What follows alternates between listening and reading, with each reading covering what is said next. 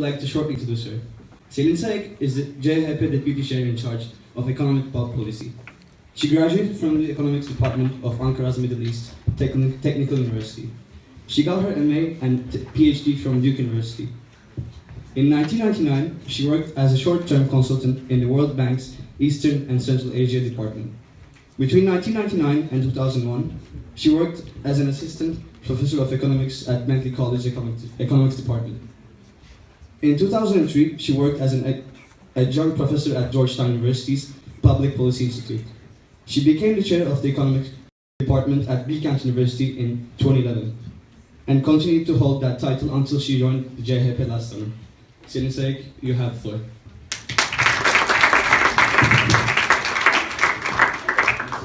Thank you.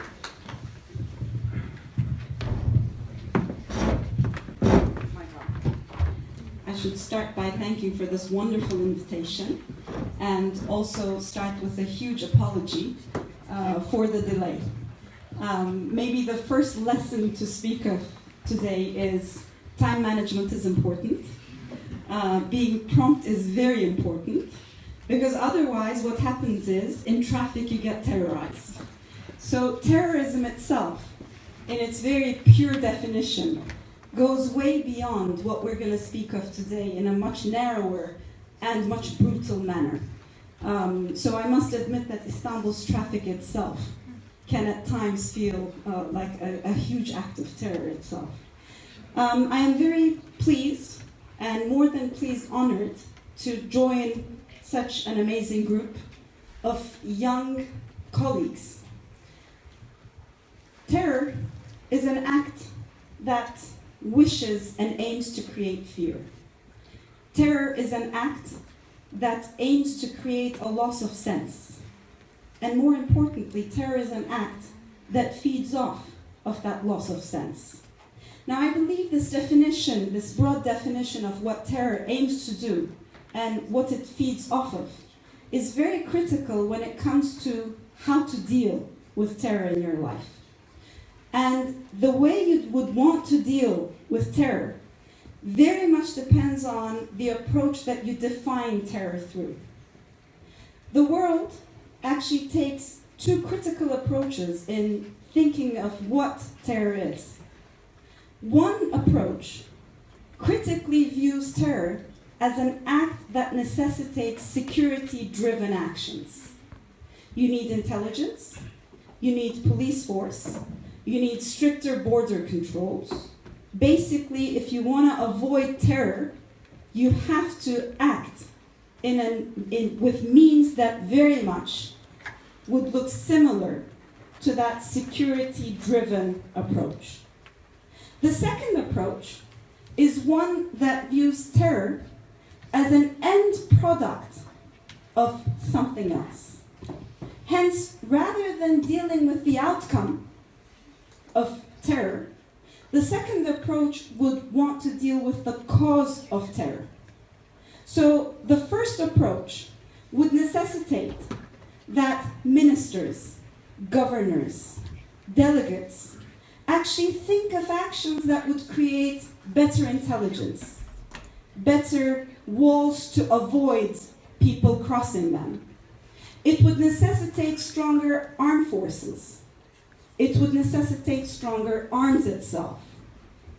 While the second approach that views terror as the end product of something else would want to deal with the cause of that problem, so go to the root of it.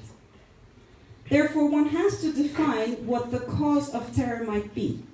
Why would an individual or a group of individuals wish to create fear in society? Why would a certain group of individuals want to create a loss of sense in the society? Well, you have a group of precarious people. They don't have a job. They don't have a sense of belonging. They don't have any sense of hope or any sense of the future. Hence, they wouldn't mind creating the same sense of loss in other people. That becomes the aim of life. Therefore, if you wish to create a solution that would get rid of that cause, that root cause, you would have to get rid of that loss of sense in the precarious, disenfranchised, and disillusioned group of people. Here, the duty that falls upon the ministers, the delegates, the governors, would therefore be, rather than being exclusive and introvert and looking only into security as an approach, you would actually have to be inclusive, where you include the larger public, the community overall, civil society, and not limit the solution to table discussions within ministries, but have a larger table that includes the public and the general society overall. Hence, before you talk of any solution, one has to talk of how you approach terrorism. Do you view it as an outcome, or do you view it as a security issue on its own?